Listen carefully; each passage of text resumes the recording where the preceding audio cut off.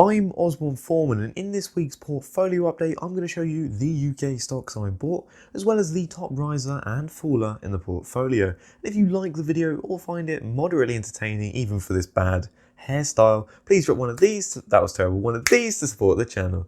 And yes, I'm experimenting with my hair, I'm going to grow it out. I've got bad hair product and I gave it a shot.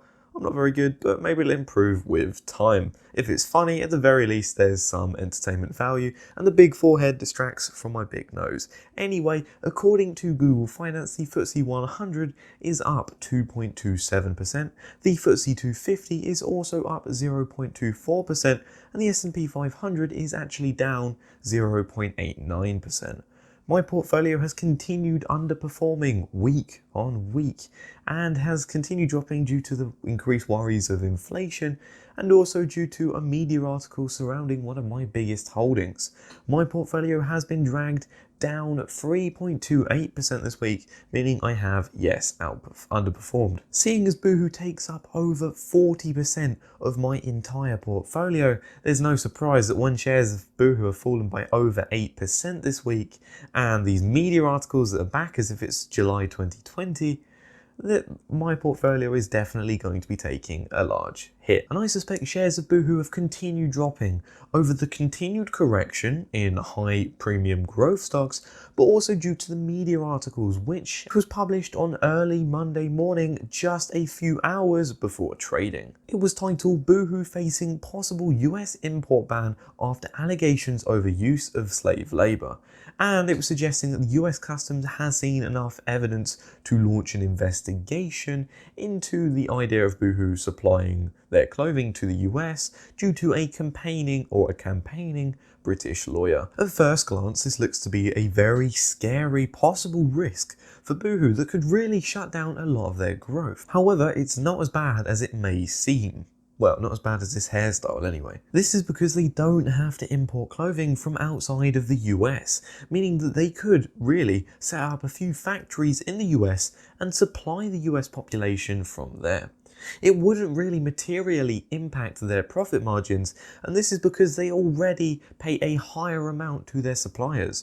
After all, they have to pay minimum wage in Leicester, and in the UK minimum wage is fairly high compared to the likes of going to a third world country, setting up some factories and letting them do it for increased margins. And a lot of Boohoo's competitors would be doing this already, and it really shows a lot, and to be honest, they are going to be less impacted by a US import ban compared to other competitors. If Primark, for instance, was in the US, which I don't think it is, they would be massively impacted. The slave allegations back in 2015 or 2013, I believe, would have massively impacted this, and they would have really lost a lot in their profit margins. Boohoo has the cash on the balance sheet and therefore the capital available that they could set up factories on a whim, and then they could get this done at a very short-term period. That means that while they may be impacted in the short term, over the long term they likely wouldn't have had a big impact. If this wasn't good enough already, Boohoo had actually managed to respond via an RNS, or Regulatory News Service, and basically they managed to respond to this article within 2 hours, which I think is quite impressive for a business, as they certainly were put under pressure, as it does seem that news articles try to release themselves 1 or 2 hours before the market opened, giving the company no time to respond and therefore impacting trading or the shares in the stock. Anyway, Boohoo had stated that they've not been notified about any investigation by the US Customs and that they are confident in their actions in preventing products of forced labour in entering the US, which has left me, as an investor of Boohoo, very satisfied with this response and happy to continue holding. A further article was published on the Environmental Audit Committee, and they'd sent a request, or they had mentioned in the past, but they wanted an update on the idea that they get their remuneration packages of the executives of Boohoo changed to more ESG standards. This basically means that executives or directors of Boohoo would be encouraged to improve their governance rather than the likes of just getting the share price to increase. At the moment, the executives like John Little, the CEO, is due to receive £50 million in bonus if shares or the market capitalization of the company reaches £6 billion.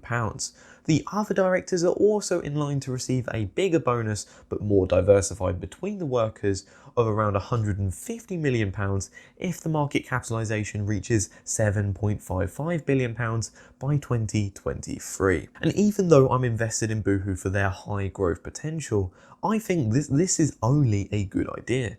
Sure, this means that the directors would be less focused on trying to grow the share price and therefore growing their revenue year on year.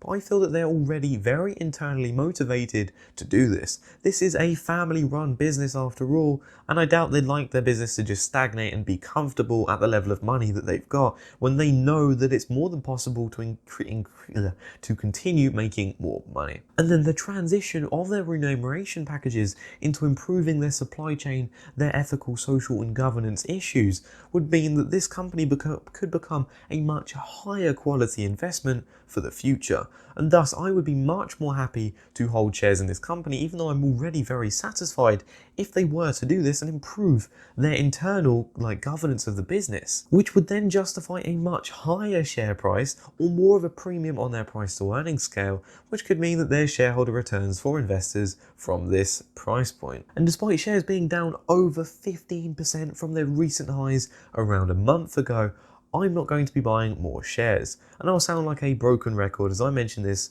on a near weekly basis, but I don't want to overexpose myself to Boohoo. Currently shares take up over 40% of my portfolio, and systematically that's a lot of risk. Whilst I believe in Boohoo and there's less risk than there was 9 months ago in July, I do believe that I need to still be cautious and have it weight slightly less in the portfolio so that I have a more healthy and balanced return from my other holdings. Boohoo was the top faller in the portfolio this week, with shares dropping by 8.14%. Ashtead Group, a holding I've been talking about religiously over the last 4 months, has had their results for the period ending in January 2021, or the end of January, and this was the 9-month period. They've had a record free cash flow of just over £1 billion compared to only £363 million this time last year. And whilst revenue has decreased as expected, it was only by around 2% overall. We must remember that these results are also taking into account the peak of the pandemic, in which we had lockdowns and the construction sector was very likely closed. In the UK it was closed between April and June, late June I believe, and in the US a similar trend would have happened. This would have materially impacted their margins, and we can see that earnings per share has also decreased.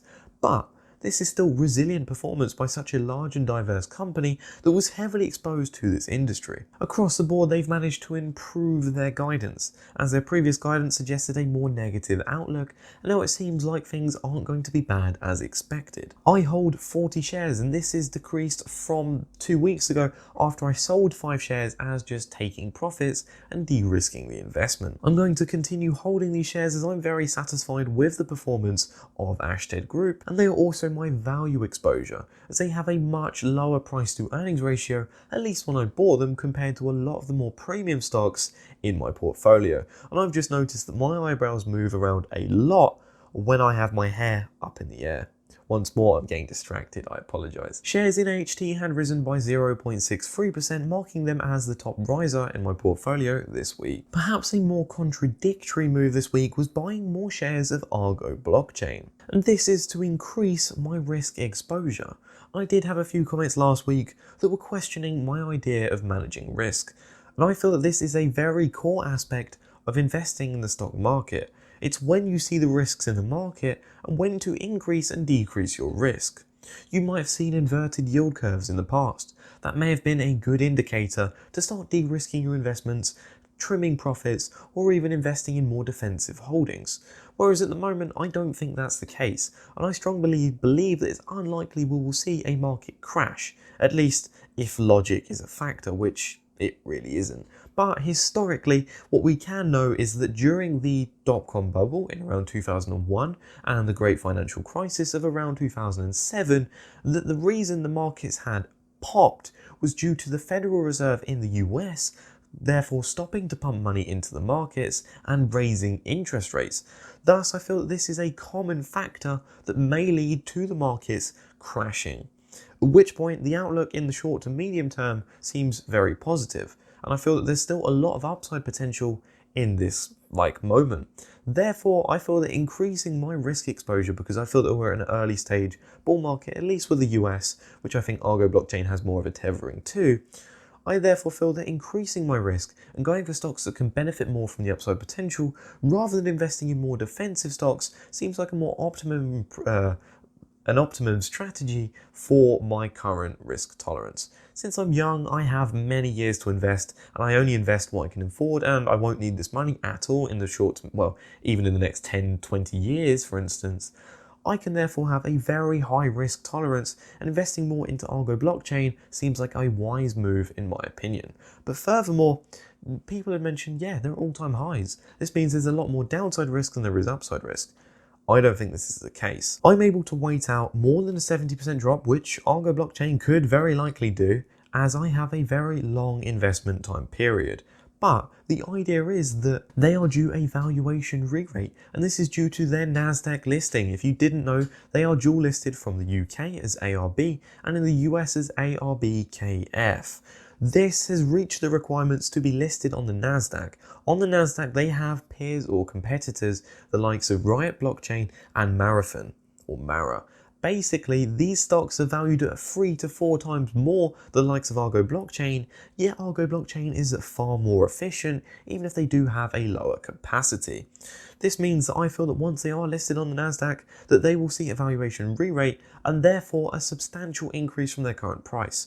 It may be 2 times, it may be 3 times, it may be only a 50% increase, but that's still profits. I don't believe in Bitcoin long term, and thus putting money into this stock now is more like a swing trade.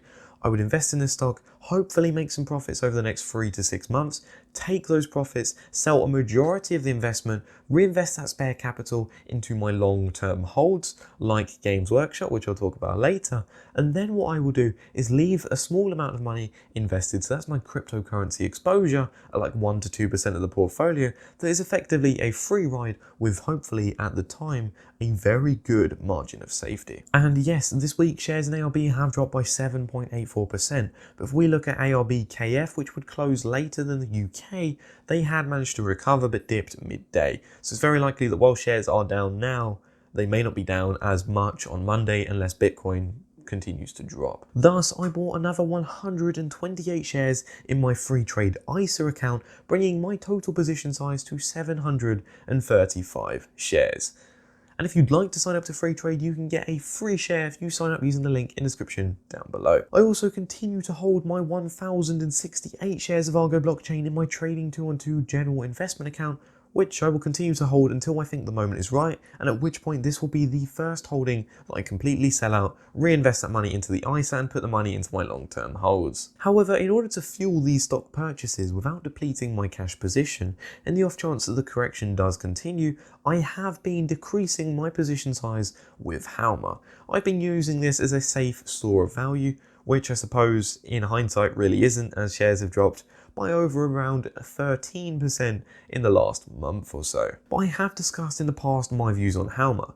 Whilst it's a lower risk, high quality growth stock that provides consistent revenue growth year on year, I feel that I can invest my money elsewhere into perhaps smaller companies that have more growth potential but higher risk. That higher risk means there's higher volatility. I could then afford to buy the dips and I can wait out any crash. As I said, I've got a long investment horizon.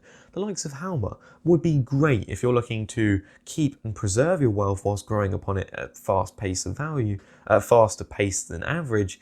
But I feel that it's not good when I'm trying to rapidly grow my wealth as I'm at a young stage, and right now putting myself in risk-averse assets is not going to grow my wealth for the future, so that I may retire early. So I can afford to do this with my increased risk tolerance, and therefore I've sold 4 shares of Halma, dropping my position size to 50 shares. But if I see value elsewhere, I may continue to liquidate this holding and buy other stocks. But I'm happy to let this continue running if I don't see value, for instance, and I'm no longer bullish on this company. And to buy other stocks like, for example, Games Workshop, which has been beaten up for over the last few months. And they've been at a lower valuation for quite some time now that I think is a very attractive entry point.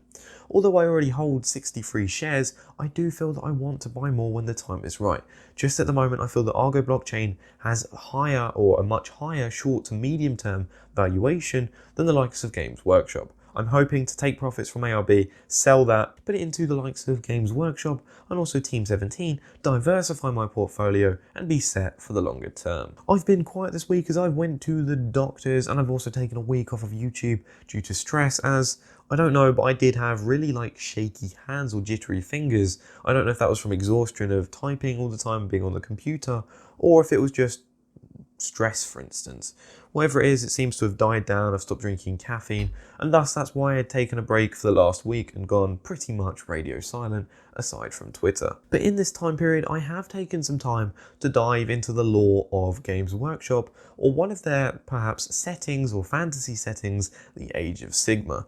And I think it's really interesting. Also, I'm really into the fantasy stuff, and I feel that a lot of people aren't.